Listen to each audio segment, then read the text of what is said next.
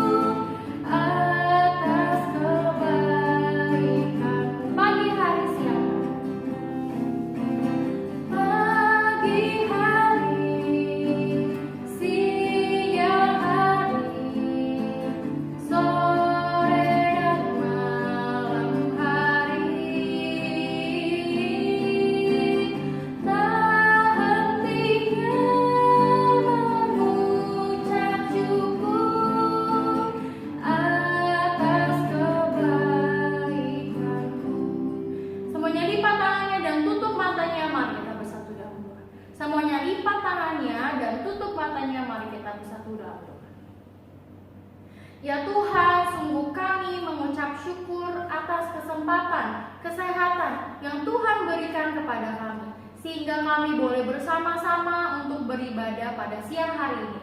Kiranya Tuhan berkenan atas puji-pujian kami, yang kami naikkan ke hadapan Tuhan. Tuhan bimbing ibadah ini dari awal hingga akhir. Biarlah kami sungguh-sungguh memuji Raja di atas segala raja.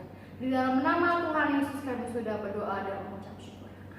Cici Meme sapa sekali lagi. Selamat siang adik-adik.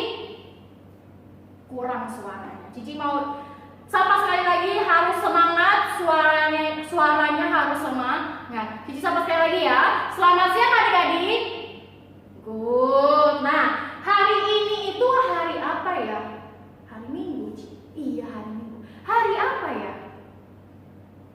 Nah, kita mau memperingati hari Maya. Kita semua di sini dilahirkan dari mama kita. Siapa di sini nggak dilahirkan? Semuanya pasti dilahirkan ya. Mama kita, nenek kita, tante kita yang sudah merawat kita. Kita harus mengucap syukur kepada Tuhan yang telah memberikan kita mama, nenek, tante, semua yang telah merawat kita.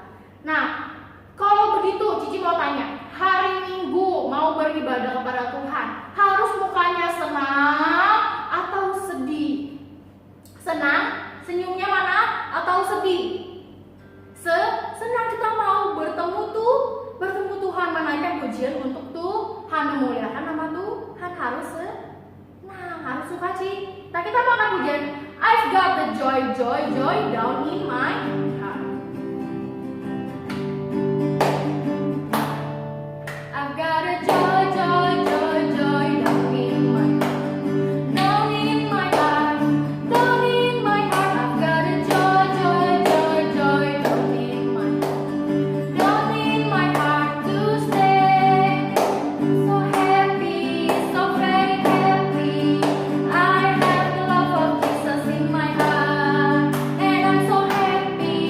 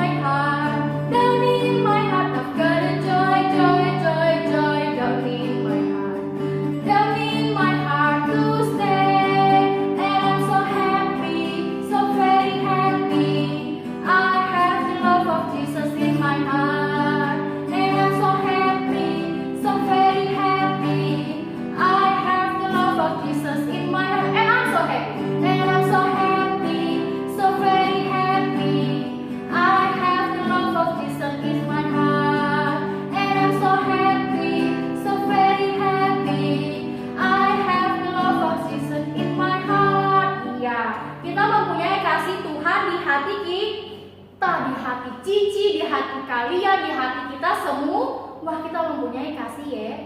Kasih Yesus. Tadi Cici bilang di awal, kalau kita ini sedang memperingati hari kita mau kasih tahu mama kita yang mungkin belum ke gereja, belum pernah ke gereja, belum pernah mengenal Yesus Kristus itu siapa. Tapi kita mau nyanyiin satu lagu ini, kalau bilang di surga nanti itu tempatnya indah, di situ nggak ada susah mama. Ya, kita mau angkat satu pujian. Oh mama, oh papa, percayalah rumahku di sana. Oh mama, oh papa, percayalah rumahku di sana lah. Surga tempat yang indah, sana tak ada susah. Oh mama, oh papa, percaya. Oh mama, oh papa. Oh mama, oh papa, percayalah rumahku di sana lah. Surga tempat yang indah, sana tak ada susah. Oh mama, oh papa, percayalah. Iya, nah kalau kita harus memberitakan, kasih tahu mama kita, mama di surga nanti itu gak ada susah. Nah kita itu pakai baju putih, kepalanya mahkota emas ya. Kita harus memuji Tuhan selama-lamanya. Kita nggak pujian di surga nanti pakai baju putih. Di surga nanti pakai baju putih, atas kepala mahkota emas. Haleluya, puji Tuhan, kekal selama. Di surga nanti pakai baju putih, atas kepala mahkota emas. Haleluya, puji Tuhan, kekal selamanya. Iya, kita gak bilang mama di surga itu tidak ada susah. Nanti kita pakai baju putih, ada mahkota emas. Kita pasti hidup bahagia.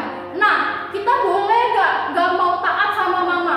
Mama itu adalah wakil kita, wakil Tuhan di dunia untuk menjaga kita. Kita harus taat, obey your parents ya. Obey mama, obey ke papa, kita harus taat.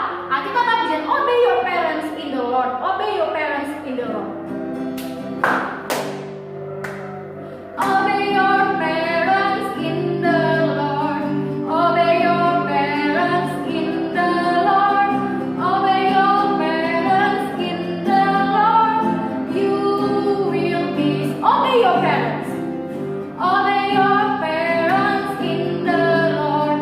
Obey your parents in the Lord. Obey your parents in the Lord. For this is right. Sekali lagi, obey your parents. Obey your parents in the Lord. Obey your parents in the Lord. Obey your parents in the Lord. You will be saved. Obey your parents.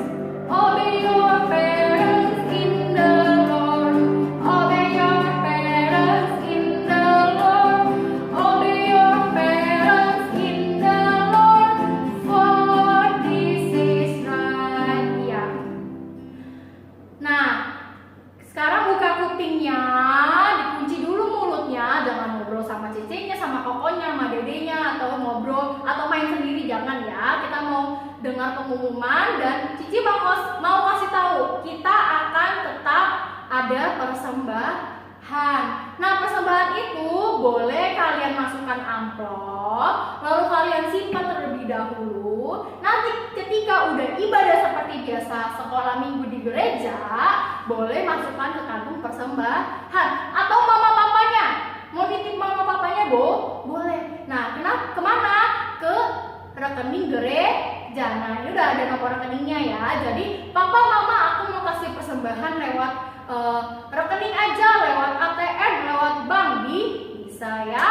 Lalu pengumumannya, kita akan ibadah seperti biasa.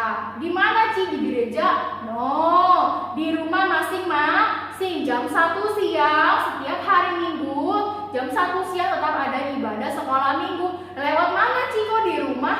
Lewat YouTube Sekolah Minggu GKI Ampe.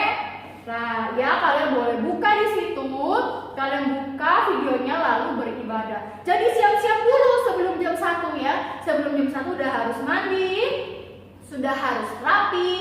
Kita mau beribadah kepada Tuhan. Oke? Lalu yang kedua, kalau tidak perlu keluar rumah, kalau memang tidak mendesak ya, sering-sering cuci tangan ya, jangan main yang kotor-kotor. Kalau batuk ditutup ya. Sudah, kita mau mendengarkan firman Tuhan. Cici undang semuanya sikap sungguh-sungguh, dilipat tangannya, tutup matanya, kita mau sungguh-sungguh kalau kita mau mendengarkan firman Tuhan. Kita baca pujian, Bapa Engkau sungguh baik, kasih-Mu melimpah. Ini dulu.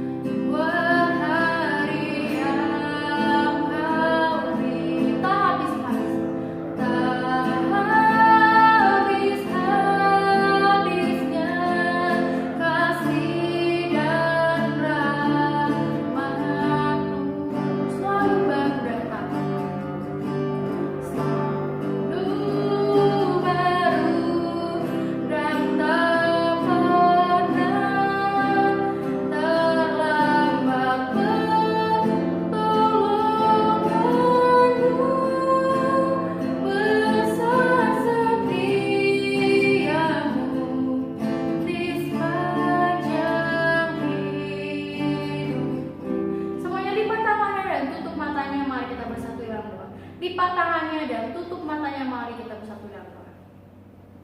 Ya Tuhan, sungguh kami mengucap syukur Tuhan telah memimpin ibadah kami dari awal sampai pertengahan. Kiranya Tuhan berkenan atas puji-pujian kami yang kami naikkan. Kami akan mendengarkan firman Tuhan. Bila ada kuasa si iblis kami patahkan. Di dalam nama Tuhan Yesus kami sudah berdoa. Selamat siang adik-adik. Kita akan mendengarkan firman Tuhan hari ini. Sebelumnya Cici undang semuanya untuk lipat tangannya, tutup matanya, kita bersatu dalam doa. Bapa kami yang di surga, kami bersyukur untuk hari yang Tuhan izinkan bagi kami anak-anak-Mu untuk bisa datang beribadah kepada Tuhan. Walaupun kami tidak bisa bersama-sama di dalam gereja, tapi kami mau dengan kesungguhan hati kami datang menyembah Tuhan dan juga akan mendengarkan firman Tuhan hari ini. Tuhan tolong pimpin setiap dari kami, agar kami beroleh pengertian dari firman Tuhan yang disampaikan hari ini. Kami serahkan waktu pemberitaan firman Tuhan ini ke dalam tangan Tuhan saja. Di dalam nama Tuhan Yesus Kristus, kami berdoa dan kami bersyukur. Amin. Nah, adik-adik, hari ini bertepatan dengan Hari Mama, Mother's Day ya. Cici akan bawa satu cerita tentang anak yang begitu mengasihi ibunya ya. Kita akan membaca kitab kita dari kitab Rut pasal 1.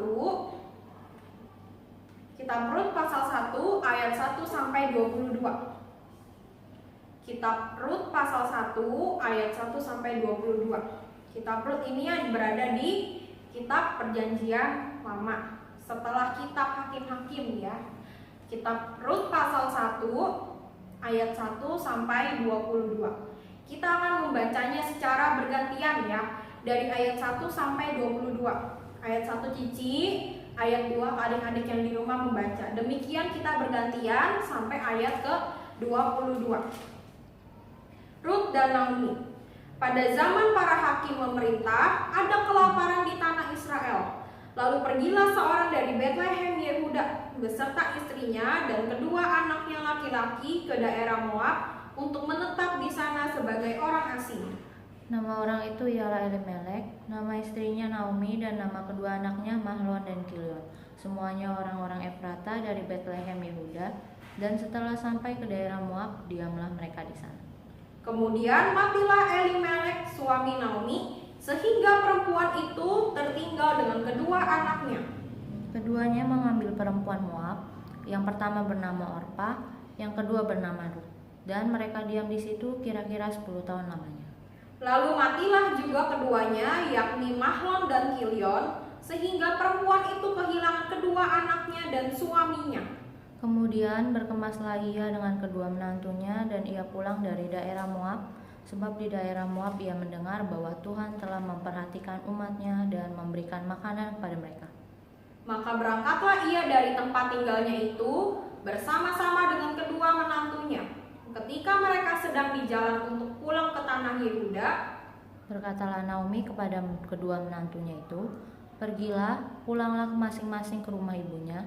Tuhan kiranya menunjukkan kasih-Nya kepadamu, seperti yang kamu tunjukkan kepada orang-orang yang telah mati itu dan kepadaku. Kiranya atas karunia Tuhan, kamu mendapat tempat perlindungan masing-masing di rumah suaminya." Lalu diciumnyalah mereka, tetapi mereka menangis dengan suara keras. Dan berkata kepadanya, "Tidak, kami ikut dengan engkau pulang kepada bangsamu." Tetapi Naomi berkata, "Pulanglah anak-anakku, mengapa kamu turut dengan aku? Bukankah tidak akan ada lagi anak laki-laki yang kulahirkan untuk dijadikan suamimu nanti?" "Pulanglah anak-anakku, pergilah, sebab sudah terlalu tua aku untuk bersuami. Seandainya pikirku ada harapan bagiku, dan sekalipun malam ini aku bersuami, bahkan sekalipun aku masih melahirkan anak laki-laki, Masakan kamu menanti sampai mereka dewasa? Masakan karena itu kamu harus menahan diri dan tidak bersuami? Janganlah kiranya demikian, anak-anakku. Bukankah jauh lebih pahit yang aku alami daripada kamu? Sebab tangan Tuhan teracung terhadap aku." Menangis pula mereka dengan suara keras. Lalu Orpa mencium mertuanya itu minta diri, tetapi Rut tetap berpaut padanya.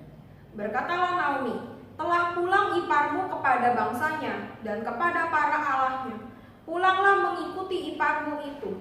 Tetapi kata Rut, "Janganlah desak aku meninggalkan engkau dan pulang dengan tidak mengikuti engkau. Sebab kemana engkau pergi, ke situ jugalah aku pergi. Dan di mana engkau bermalam, di situ jugalah aku bermalam. Bangsamu lah bangsaku dan Allahmu lah Allahku.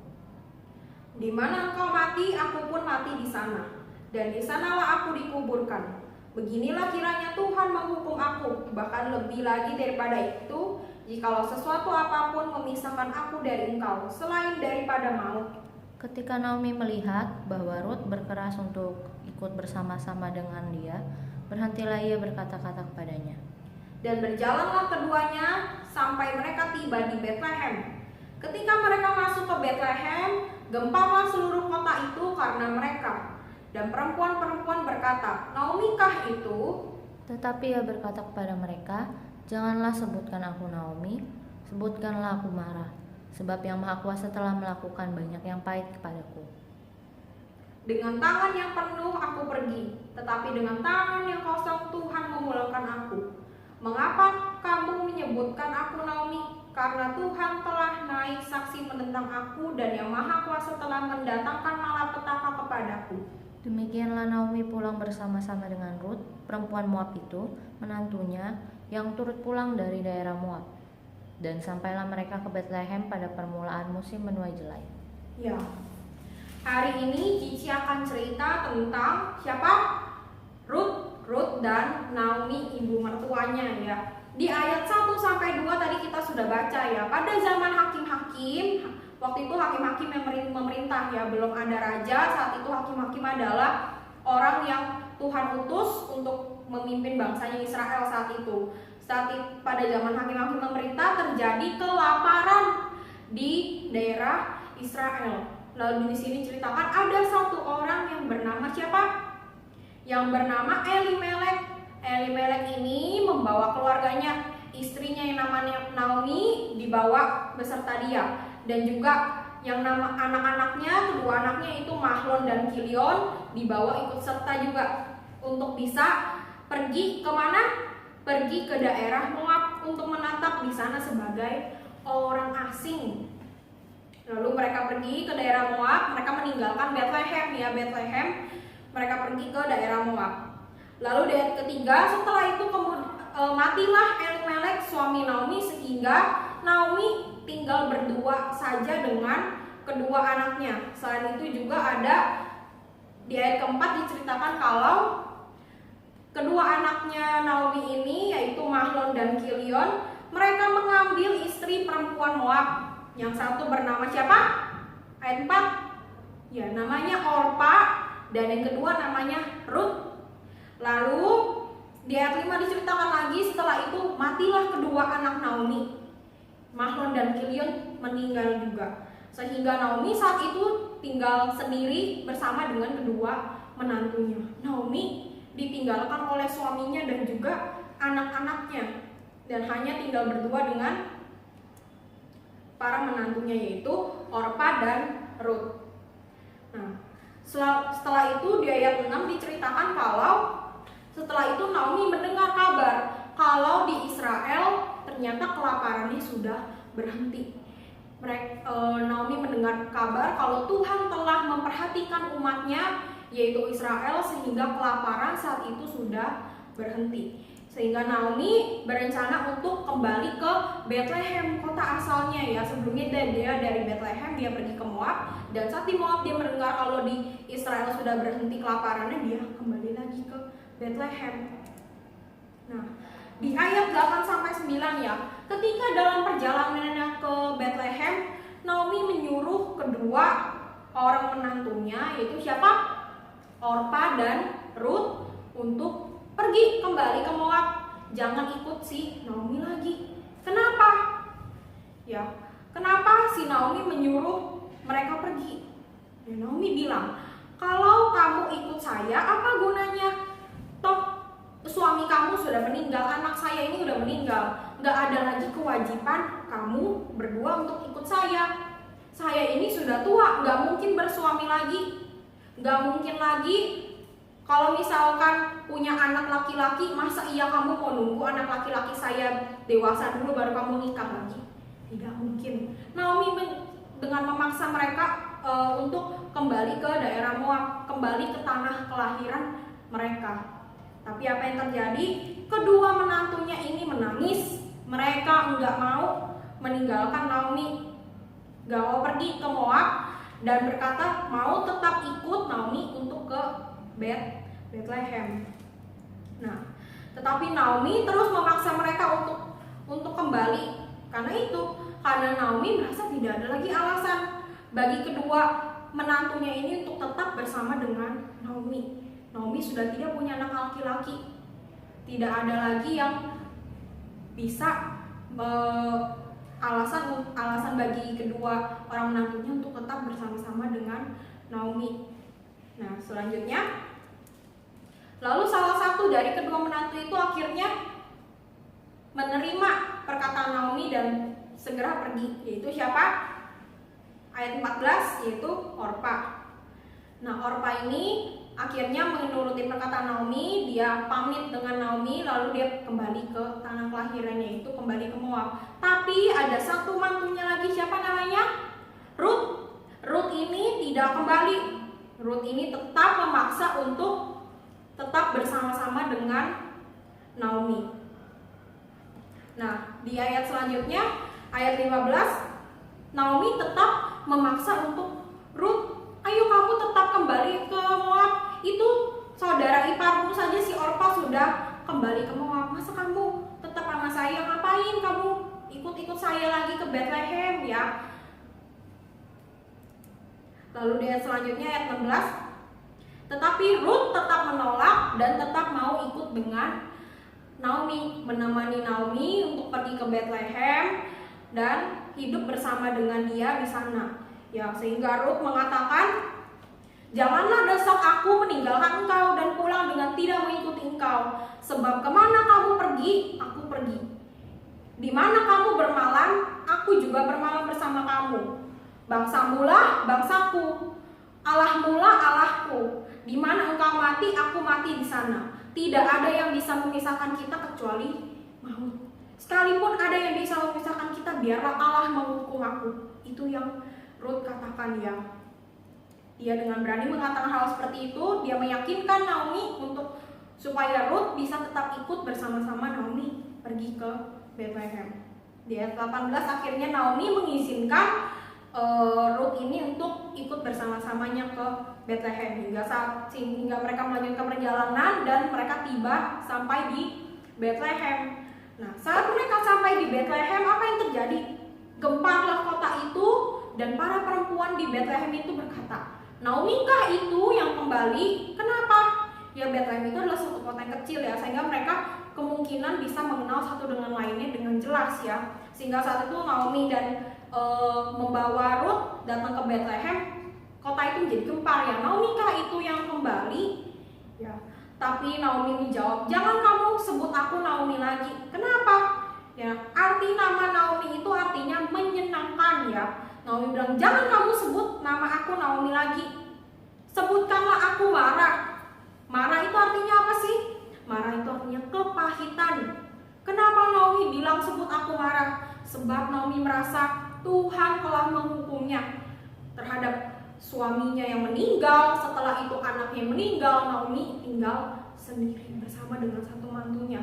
Naomi merasa Tuhan telah mendatangkan kepahitan dalam hidupku. Lalu di ayat 22, Naomi dan Ruth sampai di Bethlehem itu pada musim menuai jelai. Menuai jelai itu apa ya? Ya, jelai itu gandum ya. Pada saat Naomi dan Ruth sampai di Bethlehem, mereka sampai pada masa menuai jelai. Sehingga kalau kita lihat di pasal 2 sampai pasal 4, itu adalah cerita-cerita si Ruth yang akhirnya memungut jelai di tanah atas seorang yang bernama Boas, dan nantinya Boas ini nanti akan menjadi suaminya, dan mereka akan si Boas dan Ruth ini akan menjadi buyut dari Raja Daud ya. Hari ini kita mendengar cerita tentang Ruth yang begitu menghormati dan mengasihi Naomi ibu mertuanya. Kita bisa tahu dari mana sih Ruth betul-betul mengasihi dan menghormati ibu mertuanya? Kita lihat usahanya si Ruth ya untuk tetap terus mau ikut serta dengan Naomi. Ruth bahkan mau meninggalkan tanah kelahiran itu, Moab, untuk bisa ikut sama Naomi pergi ke Bethlehem. Padahal ada gak keharusan untuk melakukan itu? Gak ada ya, padahal suami daripada Ruth ini sudah meninggal, anaknya Naomi udah meninggal. Gak ada alasan lagi yang mengikat Ruth untuk untuk terus bersama-sama dengan Naomi.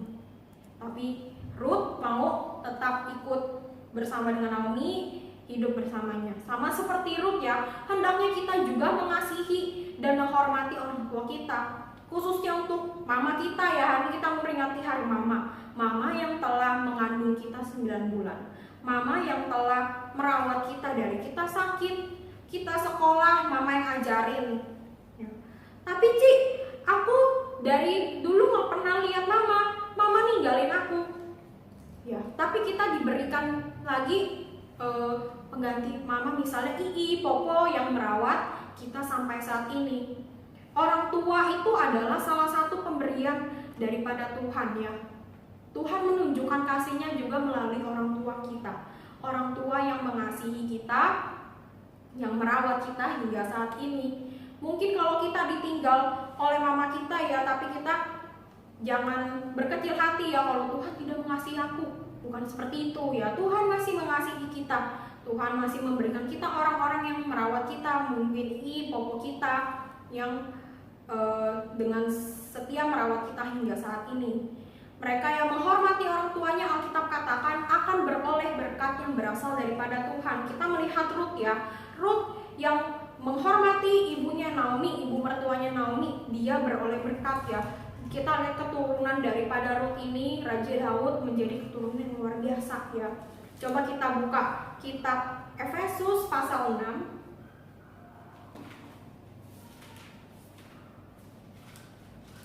Efesus pasal 6 ayat 2 sampai 3. Efesus pasal 6 ayat 2 sampai 3. Kita baca bersama-sama ya. Efesus 6 ayat 2 sampai 3. Hormatilah ayahmu dan ibumu, ini adalah suatu perintah yang penting, seperti yang nyata dari janji ini, supaya kamu berbahagia dan panjang umurmu di bumi. Ini adalah ayat hafalan kita minggu ini. Mari kita bersatu dalam doa. Bapa kami yang di surga, kami bersyukur untuk mama yang Tuhan berikan bagi kami, anak-anakmu, sehingga kami boleh mengenal kasih daripada orang tua, khususnya mama kami yang telah mengandung kami selama 9 bulan, yang telah merawat kami hingga saat ini. Jikalau kami sakit, Tuhan berikan mama yang mau merawat kami, yang mengasuh kami, mendidik kami hingga saat ini. Tuhan, ajarlah kami anak-anakmu untuk boleh hidup menghormati orang tua kami di dalam Tuhan. Kami yakin dan percaya kalau berkat atas orang-orang yang menghormati orang tuanya itu ada. Biarlah Tuhan yang menolong kami anak-anakmu untuk boleh hidup menghormati dan mengasihi mama kami. Terima kasih ya Tuhan, hanya di dalam nama Tuhan Yesus kami berdoa. Amin.